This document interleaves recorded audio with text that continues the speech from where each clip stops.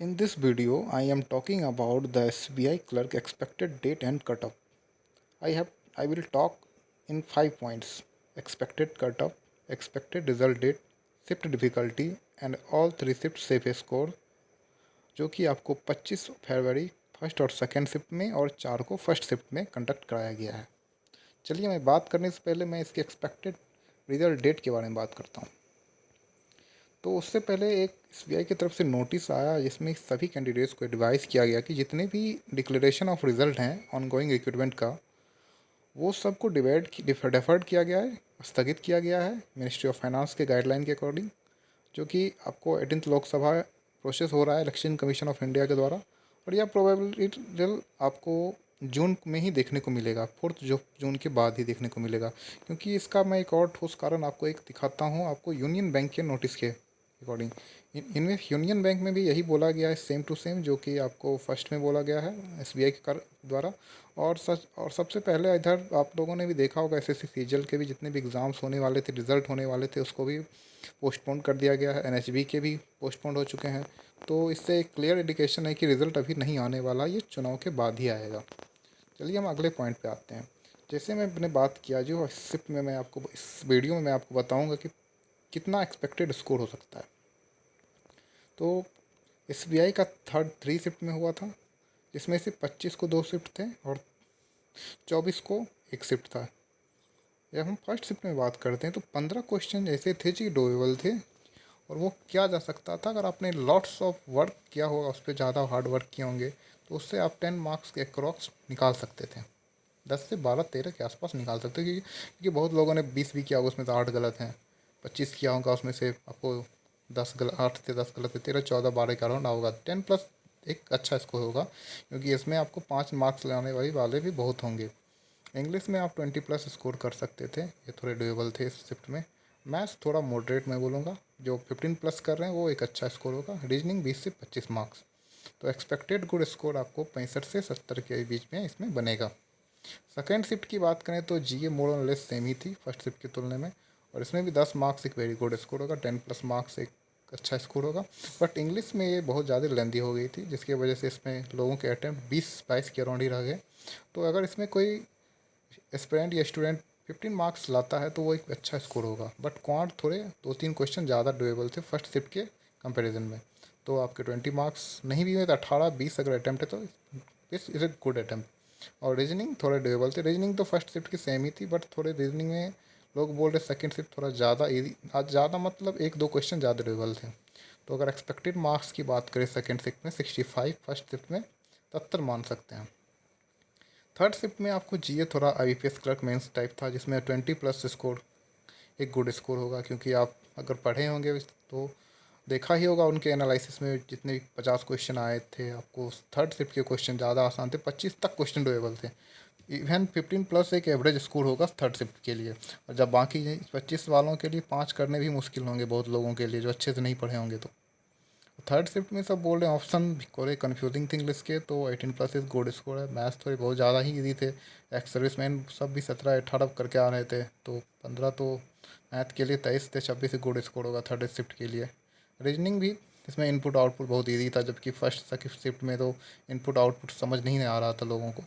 तो फिर भी मान सकते इसका भी 20-25 का ही स्कोर मानिए थर्ड शिफ्ट का, तो एग्रीगेट आपको 75 इसका मैं मानता हूँ एक्सपेक्टेड गुड स्कोर होगा। अब मैं कंसिडर करता हूँ ऑल शिफ्ट टुगेदर को, अगर नॉर्मलाइजेशन के बाद इसका एवरेज स्कोर 70 के अराउंड ही होगा।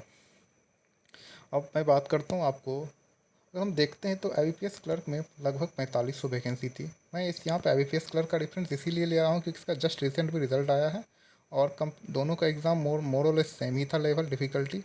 सो मैं इसके लिए डिस्कस कर रहा हूँ।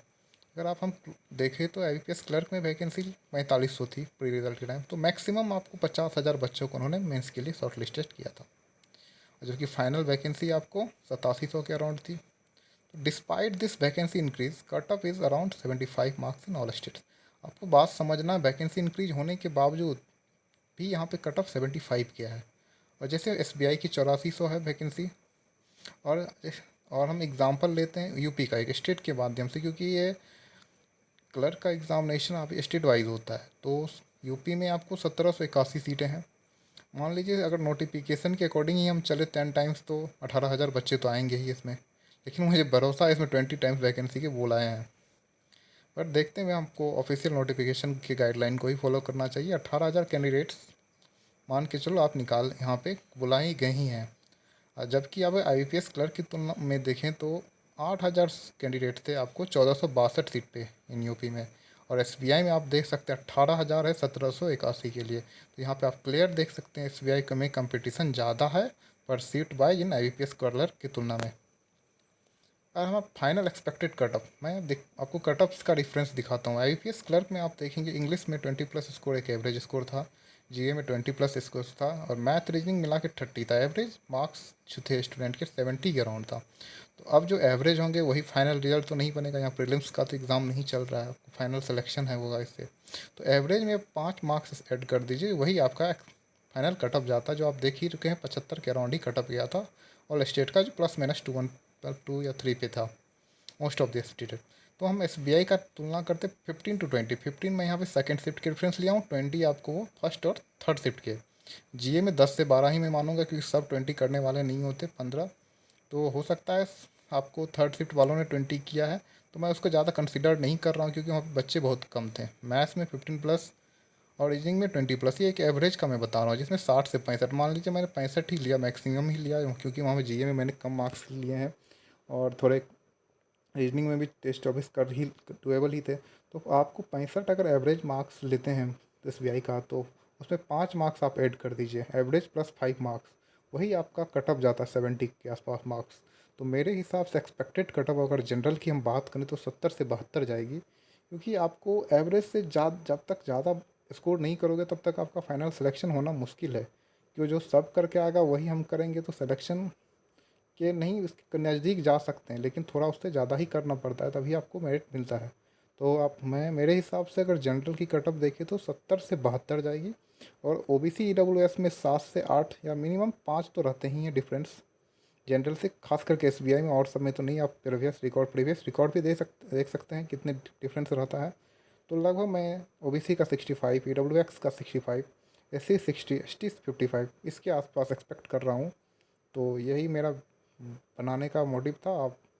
आप भी देख सकते हैं इसको, रिसेंटली मैंने एग्ज़ाम सारे क्लियर्स किए हैं, तो उस बेसिस पे मैंने इस वीडियो को बनाया है। और आप भी बाकी कमेंट करके बता सकते हैं तो क्या और भी हो सकता है, क्या आपको लगता है। ठीक है, थैंक यू।